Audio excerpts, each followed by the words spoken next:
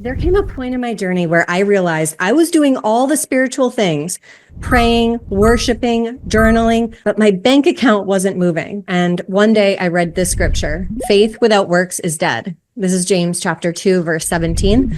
And I felt like I was working really hard, but I knew that there was something in that verse for me. All of my busy work wasn't producing, so I had to be missing something. Well, fast forward to today, I run a coaching company that has done over 7 million in revenue, and I've helped countless women and men create incredible online businesses from their skills and expertise, like Ashley and Soraya and Abby and Chantel and Kiki. So in this video, I'm going to share with you the 4 things God taught me through the Bible that changed everything for me. So let's dive in. Some years back, someone said something to me so simple, but I never forgot it. They said, maybe God lets you go through hard things so that you'll know how to help others get through hard things too. And it just stuck with me because for a long time, I felt really broken and that I wasn't good enough yet to help other people. And when I heard this, I realized that there might be purpose in my imperfection, that God might have allowed me to grow up in a family that was emotionally unstable and full of addiction and yelling and chaos,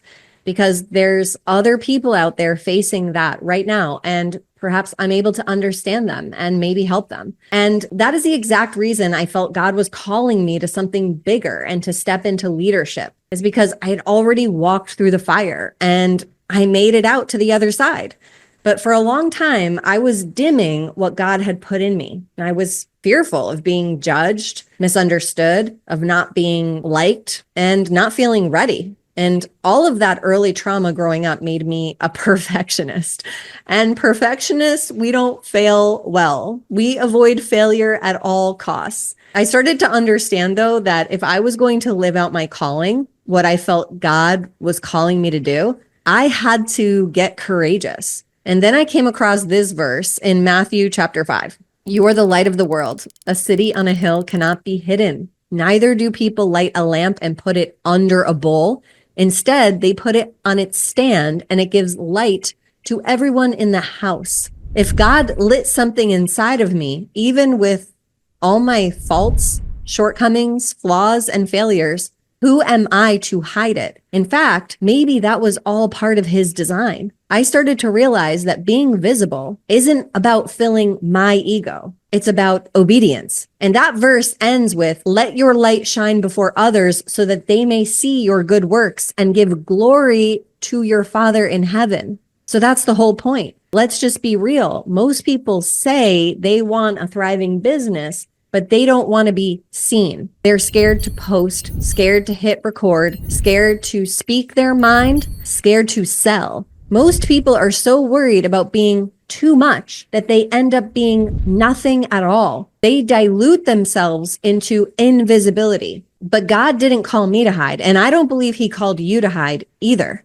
And once I made peace with the fact that some people won't like me, I got to work serving the ones who needed what I have. I locked in and kept my eyes on the only one that mattered. I still had some things to figure out though. And that leads me to my second point. You've probably never heard of Mike Kurtz. He didn't build a tech empire like Mark Zuckerberg. He didn't go viral. He built a business out of one thing, spicy honey. Back in 2003, while studying abroad in Brazil, he tried honey infused with chili on a slice of pizza, and it changed everything. Now, Mike's Hot Honey is a $60 million company, but it took over 20 years to get there. One product, one simple idea, 20 years in the making, 20 years of follow through. And that story has stayed with me because it's the opposite of what I see most people doing online nowadays. They launch something, then they scrap it. They pick a niche, then they second guess it.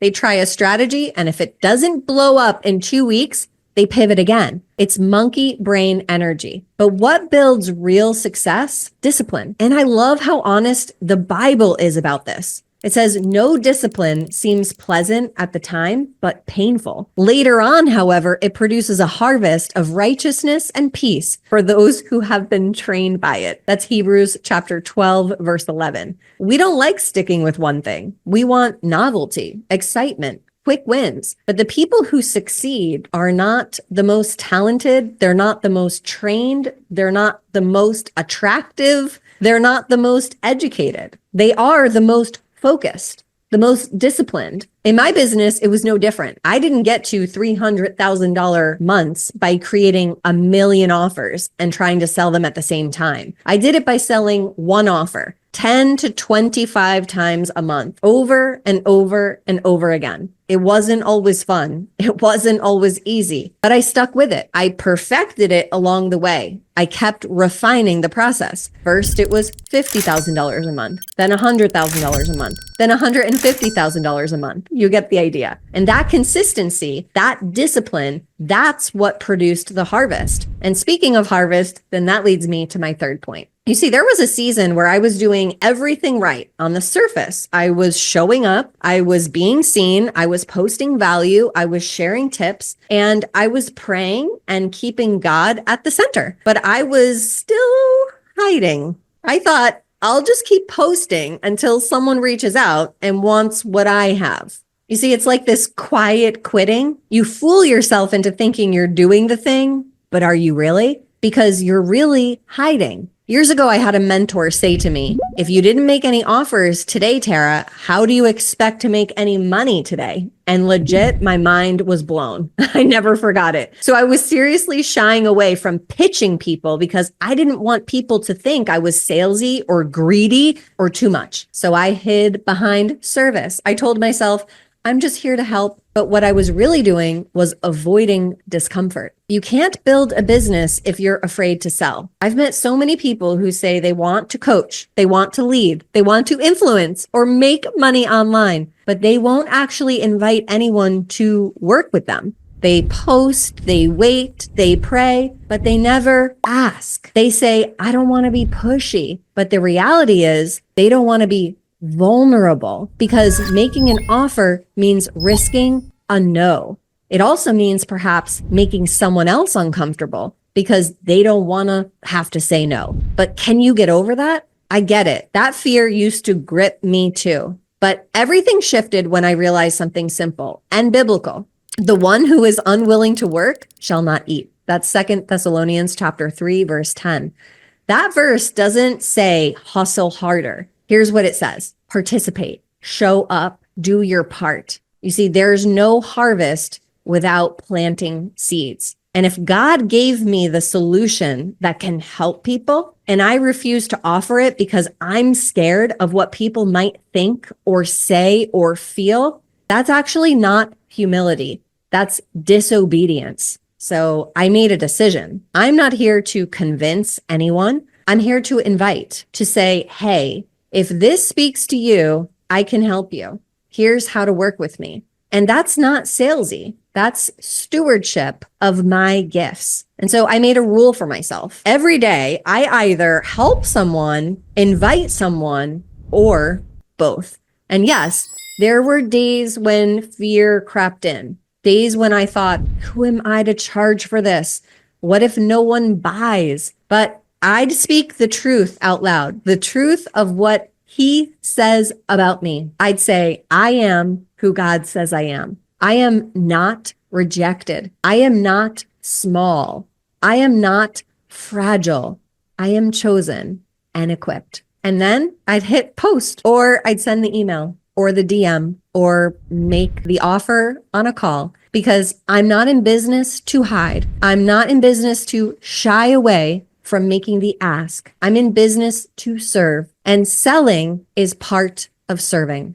And so that leads me to my fourth point. I remember a season where I was praying like crazy for my business to grow. I had the worship music on. I was journaling about it. I was speaking life, praying over my business, vision boarding, declaring overflow, favor, multiplication. But behind the scenes, let's be honest, my systems were a mess. I didn't know my numbers. My calendar was all over the place. I had 3 different offers, no clear plan. I didn't even know what my next client experience would actually look like. It wasn't a business. It was a hope bucket. And one day I sat with the Lord and felt the clear conviction. You're asking me to bless something you haven't even taken authority over. I was treating my business like a prayer request, not a responsibility. I was asking for more without managing what I already had. I was avoiding the things I didn't like in the business, like financials and statistics and numbers and the operations and my time. And that's when this scripture started echoing in my spirit. He who is faithful with little will also be faithful with much, which is Luke chapter 16, verse 10. And that hit me really hard because the truth is, God doesn't just reward desire. He really honors discipline. He blesses stewardship. And I had to ask myself,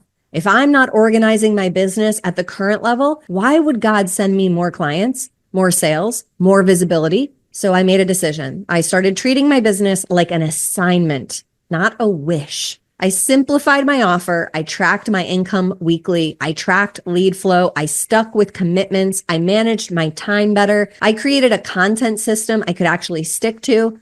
And I think things really shifted then because I finally gave him something he could bless, not chaos, not a hope and a prayer, not inconsistency, not procrastination disguised as prayer, but clarity, consistency, stewardship, because God is not the author of confusion. He's the author of order. And when I aligned with that, the growth came fast. But the root of it wasn't strategy. It was actually responsibility. So let me say it plainly. If you want your business to grow, you have to stop hiding. You have to stop flip-flopping. You have to start making real offers. And you have to treat this like something that matters. This is the blueprint that took me from stuck and striving to $100,000 months. It wasn't a marketing trick. It wasn't a viral YouTube video. It was obedience, discipline, action, faith. So ask yourself honestly, am I building something God can bless? Or am I waiting for a miracle I'm not even positioned to receive?